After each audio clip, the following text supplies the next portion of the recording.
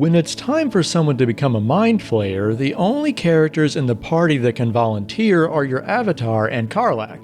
Or at least that's how it's supposed to work. But if you make just the right choices, you can break that rule, offering up any companion you want to transform. And if you choose Gale, that's when things get really weird, especially for Gale romancers. You need to free Orpheus to do this trick, so bring the Orphic Hammer and start by telling Impy to take a hike. When you first break Orpheus out of his chains, he'll start a conversation with your avatar character, which in this case is Shadowheart, as usual. Instead of making a decision right away about who's going to become a Mind Flayer, you can ask for more time and break out of the dialogue. Now you're free to talk to Orpheus with any companion you want, but if you do, this is the result. I trust you have weighed your options and reached the only honorable conclusion. But you are not the ideal candidate for transformation. You may not withstand the process. I will consult with your leader. Send them to me. The one exception is Karlach, who even gets a quick, unique line in this situation. Tiefling, the time has come. Are you ready? You can also use this opportunity to force Karlach to transform, even if she never brought up the idea. Instead, talk to Orpheus with your avatar again and ask for even more time to think, which will also end the dialogue. But when you talk to Orpheus again, those avatar or Karlach checks are skipped, giving any companion the option to volunteer. So just pick that top choice, and here we go. It seems I misjudged you. You are capable of sacrifice, but your selflessness is misplaced. Just kidding. There's another check after you choose that line that will also block anyone other than your avatar or Karlach. So, are we out of options? Not quite. When given that choice to transform, tell Orpheus that you won't become a Mind Flayer and he'll take on the responsibility himself. But before he actually goes through with it, you get one last chance to volunteer.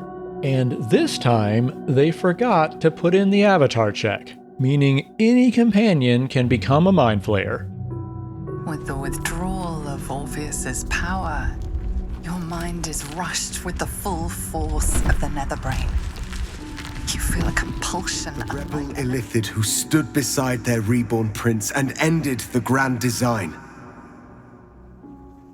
Let us return now to the city and follow the path of the Netherbrain.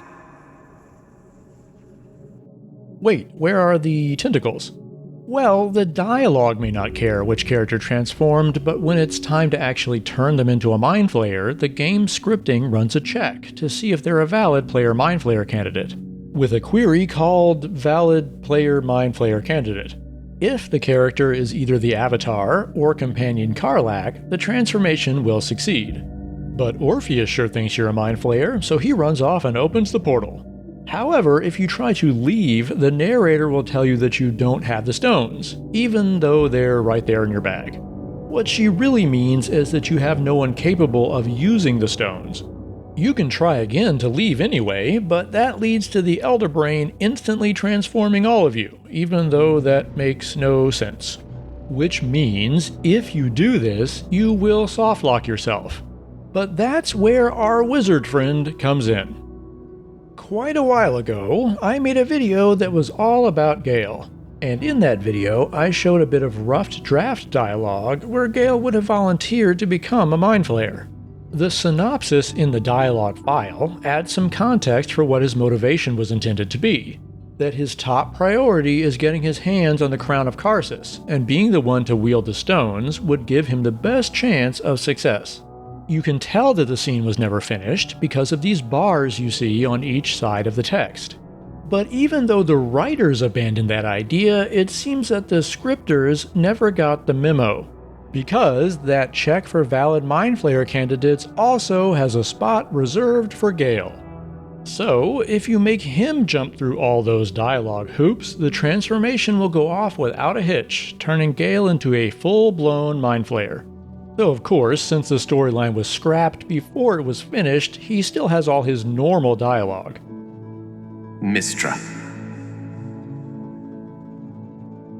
And since now you do have someone that can use the stones, you can stroll right out of the prism and into High Hall, where Gale has the full complement of Mind Flayer abilities. And he will be the one who needs to channel Karsus's compulsion on the crown. When you take out the big brain and it's time for the final decision, the game checks for the usual Mind Flayer suspects to wield the Netherstones. The Emperor. It pleads because it knows I am its master. I will finish this. Orpheus. And thus, I honor my mother's legacy. The grand design, once again, ended by my line. Or Karlach. This is it, soldier. This is what we fought for. Time to end this thing. And if it's none of those, it just assumes your avatar must be the Mind Flayer and lets you use the stones anyway. Command it to die, quickly! Even when you reach the dock, the whole party still keeps acting like you transformed, including Gale. It's over. It's truly over. Against all odds, we cured ourselves. Free from the parasite. Free from the prospect of ceremorphosis. I can hardly believe it. We will not become accursed Illithids.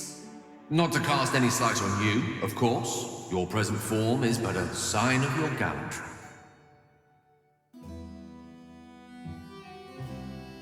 I'm glad, though not envious. And Orpheus is just as confused.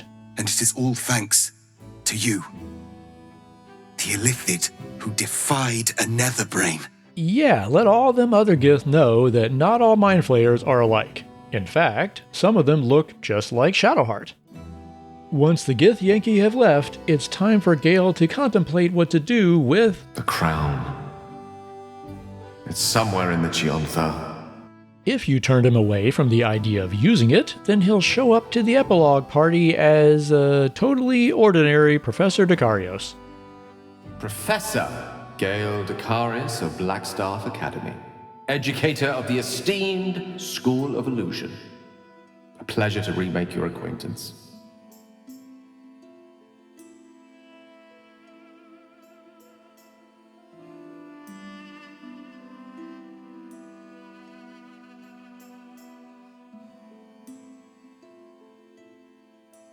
Well, that was quite lovely. I'm glad you're as pleased to see me as I am you. I have to say, I'm quite grateful to just be Gale for the evening. On the other hand, if you did help Gale learn about the Karsite Weave and encourage him to pursue his ambition, the next time you see him, he will have become a Mind Flayer god. But the poor guy lost not only his soul, but also his name. I was nothing. A drifting dust mote of a wizard, abandoned by my goddess, my powers lost, my reputation destroyed. And look at me now. I'm their proof. The reason he gets this unique appearance is because when you're playing Gale as your avatar, you can make this same story decision. And when deciding Gale's appearance for the epilogue, the game only checks that Gale is both a Mind Flayer and a god, but not if he's an avatar or companion. Even the avatar version of Gale loses his name in this situation, but whoever would have noticed? Oh, and you can also let Gale climb up and confuse the Netherbrain briefly before blowing himself up, but he must have recorded his parting message before he transformed since the spectral voice still looks human. And what if you were in a romance with Gale? Well, if you didn't encourage him to make use of the crown, then... It's curious. After all the wonders and monstrosities we've witnessed, waking beside you seems more unreal than any of it. You're now in the company of plain old Gale Dekarios, a most brilliant wizard of intentionally limited renown. At your service. That being said, I wondered if you might consider accompanying me back to Waterdeep as a new member of the Dekarios clan. You will? Oh, thank goodness for that. We'll need to make the arrangements, of course. That Ikaria's clan is scattered far and wide, and you'll have invites of your own to send out, I'm sure. But that's all to come.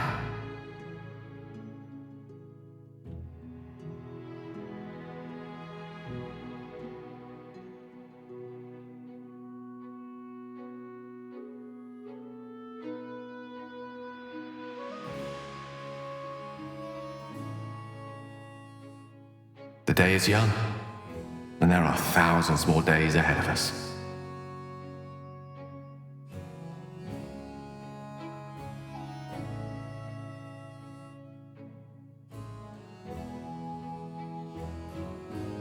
And once you reach the party, well, the jokes write themselves. You're quite certain I look acceptable? I can't remember when I last wore something other than my teaching robes. Feels a little odd to find myself in something so unsinged.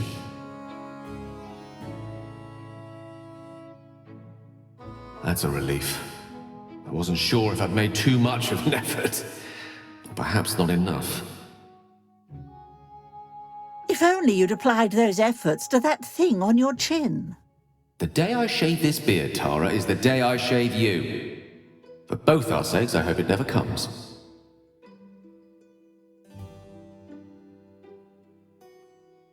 I wouldn't go quite that far. Living without the threat of imminent ceremorphosis seems infinitely preferable to life on the precipice of such a transformation. As I told you long ago, it is to be avoided.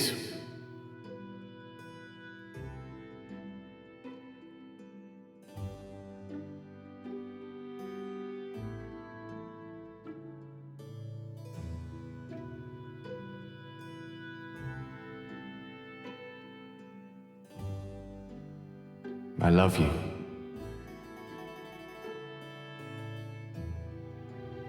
Now go on, before I change my mind. Or eat yours. Finally, if you tell Gale that you want to become a god right along with him, then you can continue your divine romance during the epilogue. I hoped I'd see you here. I imagine this must be quite a shock. Whatever you're feeling, do not be afraid. Still me, just an improved version. And once the party is over, you can take Gale by the tentacles and ascend to the heavens together. The question is, do you wish to go with me? To become a god at my side. Then follow my lead.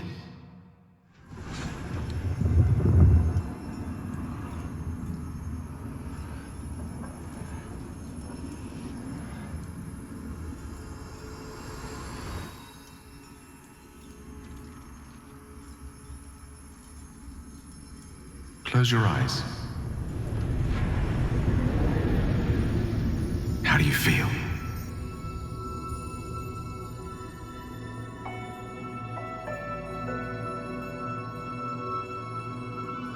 And that's just the beginning.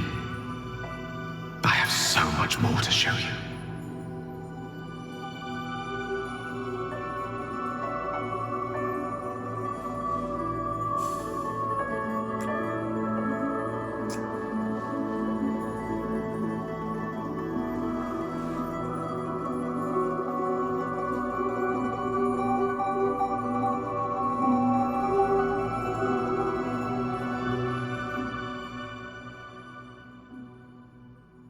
Thanks for watching, and an extra special thanks to my Patreon members. If you'd like to join them in supporting the channel, I'd like that too.